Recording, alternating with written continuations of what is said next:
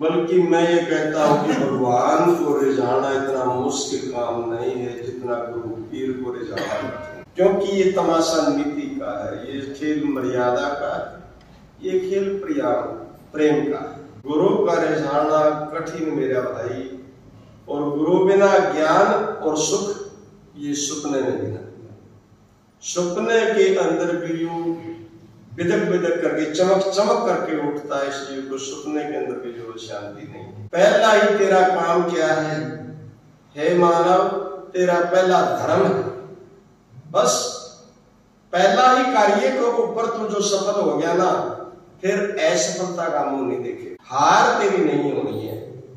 वो पहला ही काम क्या है, पहला ही काम तेरा सतगुरु को रिझाइए। क्यों? मार्गदर्शन उन्हीं से मिलना है, ज्ञान उन्हीं से मिलना है, स्वीकृति भी उन्हीं नहीं देनी। सब क्या है कि करता सतगुरु ही कर्ण करावनहार है, इसलिए पहला ही काम तेरा सतगुरु को रिझाइए। तन मन भेंट करके, अपना तन मन अर्पण सतगुरु को करके उनकी तू टहल बजा, उनकी सेवा कर, उनकी टहल बजा। और भी नहीं तो कम से कम सेवकों में तो नाम गिना जाएगा। अरे सेवादारों में तो नाम लिखवा ले तेरा, और भी नहीं तो इसमें तो कम से कम जगह बढ़ा ले तू, इसमें तो कौन वचन याद कर दे, ना उल्टा लटकना, ना कि बोर मेहनत का काम। पहला ही काम तेरा सतगुरु को रिझाइए, तन मन भेंट करके टहल बजाइए, और श्रद्धा सुमन उनके चरणों में चलाइए। ये मेरी की तो ला करके धन के ढेर लगा नहीं, तेरी श्रद्धा को अर्पण कर दे, तेरे भाव को अर्पण कर, तेरा अंदर का भाव सही हो तो सतगुरु रिझ जाएंगे। एक छोटा सा दृष्टांत दिया, एक महापुरुष के दो शिष्य थे, बड़े सेवादार थे। एक दिन उस संत की थोड़ी तबीयत मलिन थी, और पड़ोस में नजदीक एक ड्रामा पार्टी आ रही थी। सतगुरु कहने लगे, भाई ऐसा करो, एक जना मेरे पास या सेवा में रह जाओ, और एक जना का दिल करता है तो देख आओ ड्रामा। उनमें से एक सेवा में रह गया, और एक सेवक वो नाटक देखने चला गया, और वो सारी रात सेवा में लगा रहा। जब सुबह वो नाटक खत्म हुआ तो वो सेवक आया जो नाटक देखने जा रहा था, और आया, आकर के मत्था टेका अपने गुरु पीर को, अपने सतगुरु को। तो सतगुरु ने उसने थापी लाई, कहने लगे, धन्य है बेटा, धन्य है पुत्र, मैं नमन करता हूँ उस माँ को जिस माँ ने तेरे को अपनी छाती का दूध पिला करके पाला है, धन्य है बेटा। अब दूसरे शिष्य के चिड़ोगी, कहने लगा, सारी रात ग्रह माटी तो मेरी रही, हाँ मैं तो सेवा में लगा रहा है, वो नाटक देखा था। महाराज जी ने कहा, धन्य तेरी माँ को जिसने तो पैदा करा, गड़ा के लगा दिया। वो कहने लगा, सतगुरु मेरे से कोई चूक हुई, जो सारी रात सेवा में था। कहने लगा, भाई चूक ही चूक हो रही। कहने लगा, जी मैं समझा नहीं, बिला तो सारी रात इसने गाने देने का जुट रहा था, तो चला गया नाटक देखने वाला, मेरा फंसा के जाना रहा। तेरा शरीर यहाँ मेरे पास था, लेकिन तू नाटक में था, तुम हर नाटक में था। और यू और नाटक में बैठा बैठा भी यही सारी रात यही सोचता रहा, कदे वो सो जावे, सतगुरु को कोई दिक्कत हो जाए, कदे वो सेवा करता करता सो जावे, सतगुरु को किसी चीज की जरूरत पड़ जावे। यू नाटक में शरीर था, वहां पर बैठा बैठा भी सारी रात मेरे पास था, और तुम मेरे पास होता अभी तुम नाटक में था। तो कहने का भावार्थ, ऐसी सेवा किसी काम की नहीं, निष्फल है। यानी हमारा भाव सही होना चाहिए सेवा का।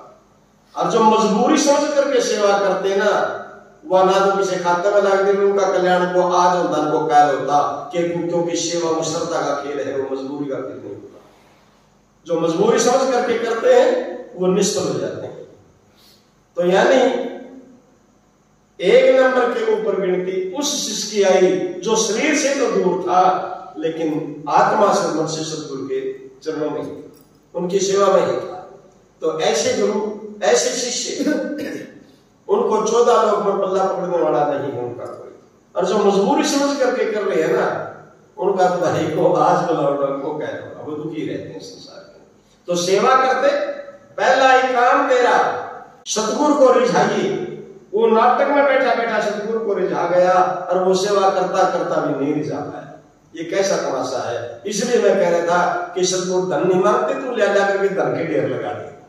नहीं, सतगुरु तेरे अंदर के भाव को पकड़ दे। और ये सत्य है, अगर सतगुरु है तो अंदर के भाव को पकड़ जाएगा कि इसका आंतरिक भाव क्या है, इसकी मनसा क्या है, इसकी श्रद्धा कैसी है, ये चाहता क्या है, ये मजबूरी से कर रहा है या ये भाव से, या ये स्वार्थ में वशीभूत है। वो अंदर से जानते हैं, कहते नहीं कोई बात नहीं, लेकिन पहचान जाते हैं। ये सत्य है। तो और दूसरा काम क्या है, सेवा करते कभी रखिए ना मान, कभी घमंड मत कर सेवा का। सेवा करते हुए ये मान अपने में पैदा ना करे, आगे भाई जो है मैंने इतनी सेवा करी, मैंने इतनी कर दी, मैंने ये कर दिया, मैंने वो कर दिया, तो समझ लो उसने करी कराई अपने को दिशा। सेवा करते रखिए ना मान रे, गुरु को समर्पण तो कर हरि जान के, सतगुरु को परमात्मा स्वरूप जान करके उनके समर्पण कर, तो तेरी श्रद्धा। और जे रीझ गए तो होगा कल्याण रे, या बिगड़ी तेरी बढ़ जाएगी, तेरी बिगड़ी कहानी समझ जाएगी। और समरी बेलनी की सिवरी, शिवरी की समरी, लुधिया की समरी। मैं बार बार आपको प्रमाण सुनाया करता हूं उस लुधिया का, और प्रमाण भी दिया।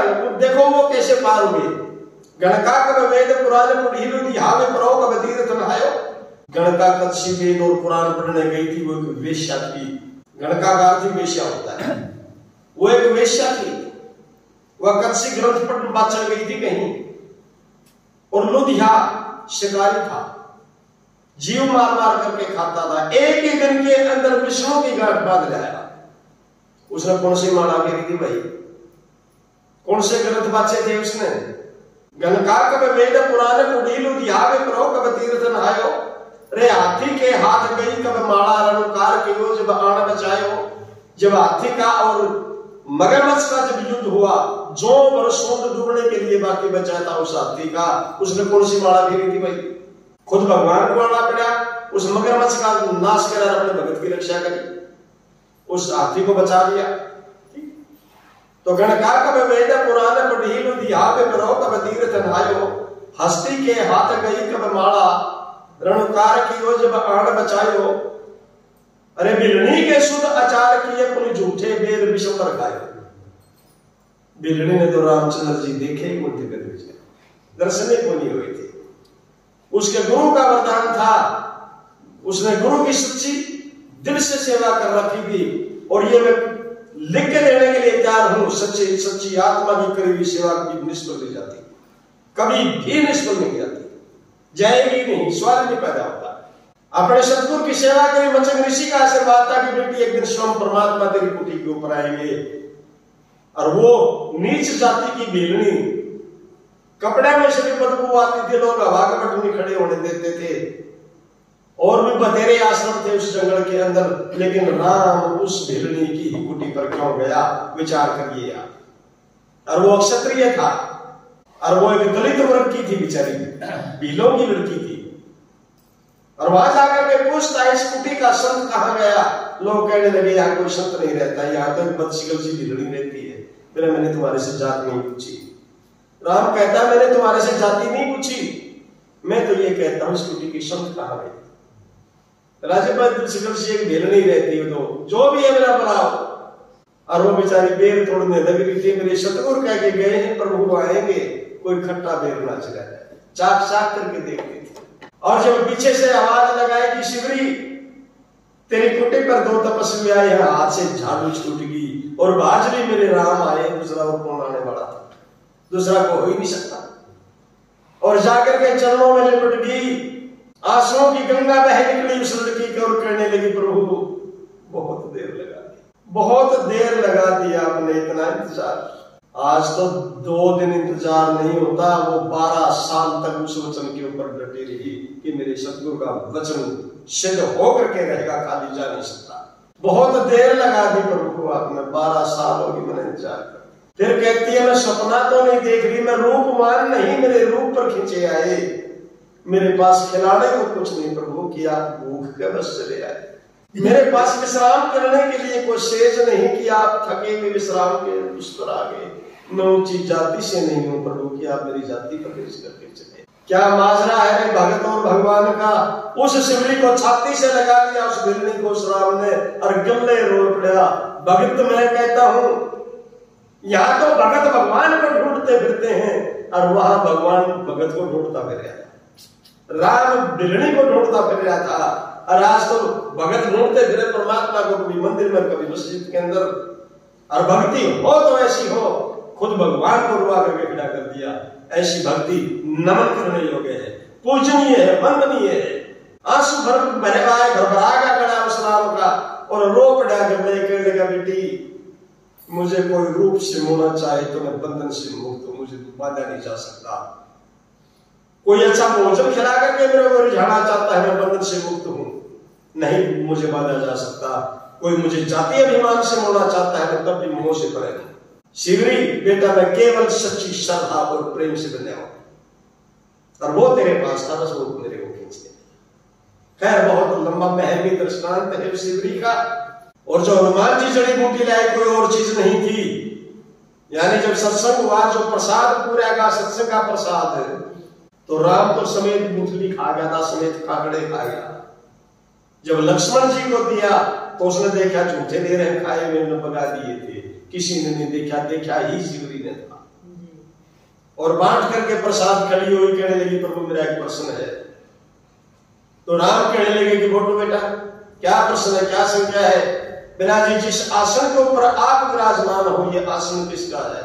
राम कहता है पुत्री ये आसन ना मेरा है ना ये आसन तेरा है। सत्संग के अंदर जो आसन लगाया जाता है वो आसन भगवान का होता है। कहने लगे प्रभु फिर उस आसन का जो प्रसाद दिया रखा जाता है, अर्पण किया जाता है, वो प्रसाद किसका होता है। किसी भी कहना क्या चाहती हो। कहने लगी प्रभु मेरे क्वेश्चन क्या है। कहने लगे सत्संग का प्रसाद भगवान का ही प्रसाद होता है बेटा। बोला अगर उस प्रसाद की कोई तोहिन करता है तो फिर उसकी सजा क्या होती है। वो भगवान की तोहिन हुई या किसी और की। रामचंद्र में पड़ गया। कहने लगा शिवरी कहना क्या चाहती हो, पहेलियां क्यों बुझा रही हो, सत्य बताओ क्या कहना चाहती हो।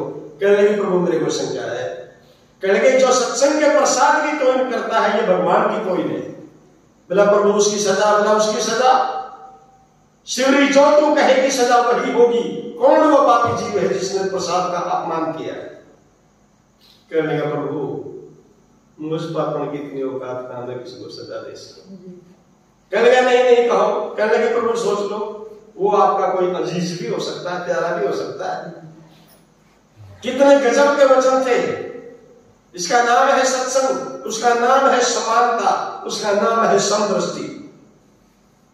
राम कहता है शिवरी मैं जब तक इस आसन के ऊपर विराजमान हूं ये सारा संसार मेरा भाई है, ये सारा संसार मेरा बाप है, ये सारा संसार की जो है माताएं मेरी माँ है, ये सारा संसार की बहनें मेरी बहनें हैं, ये सारा संसार की बेटियां मेरी बेटी हैं। कोई पक्षपात नहीं, स्पष्ट कहो क्या किसने तोहिन की। कहने लगी जी जति साहब ने प्रसाद फेंक दिया। बोला फिर बोलो सजा। शिवरी कहती है प्रभु मैं और तो क्या कह सकती हूँ, मैं तो ये कहूंगी कि जति साहब को ये प्रसाद खाना ही पड़ेगा। तथास्तु खाना ही पड़ेगा। लक्ष्मण को फिर के हंसने लगे। बोले दो पागल इकट्ठे हो रहे हैं, इन दोनों का दिमाग खराब हो चुका। खाना ही पड़ेगा। नहीं खाता मैं झूठे वे खाना पड़ेगा, कोई धक्का हो रहा है। राम ने निहार लिया था कि इसके ये बात अच्छी नहीं। खैर लंबे दृष्टांत में नहीं जाऊंगा। हनुमान जी जो संजीवन बूटी लेकर के आए वही फेंके में बेर थे और वो लक्ष्मण को खाने ही पड़े जब उसको मूर्छा गति के अंदर जो है मेघनाद ने शक्ति मारी थी उसने। और हनुमान जी गुरुमुख था, वो रामचंद्र जी से नामदानी था। हनुमान जी ही जानता था उस जड़ी को और बस की बात नहीं थी। इसलिए वही लेकर के गए और वो उसने मुंह में डाली, उसने खानी पड़ी, तब जाकर के जान लक्ष्मण की बची थी। इसलिए प्रेमियों सेवा करते रहिए ना मान रे, तन मन अर्पण कर हरि जान रे, रीझ गए तो तेरा होगा कल्याण रे। भाई बिगड़ी तेरी बन जाई। गुरु बिना ज्ञान सुख सुख न देता। सार शब्द गुरु बख्शेंगे नाम जी और फिर कर सुमन तेरे सिद्ध होंगे काम जी। जीव ईश्वर एक फिर तुम धरिए ध्यान जी, सुरत उसे शब्द में लाई। तो इसलिए बंधो मौका बार बार नहीं मिलेगा। अभी सुशील दास जी कह रहे थे कि जिंदगी या जावे है बाजी या डांटे से नहीं डटे। बहुत गुरुदेव महाराज की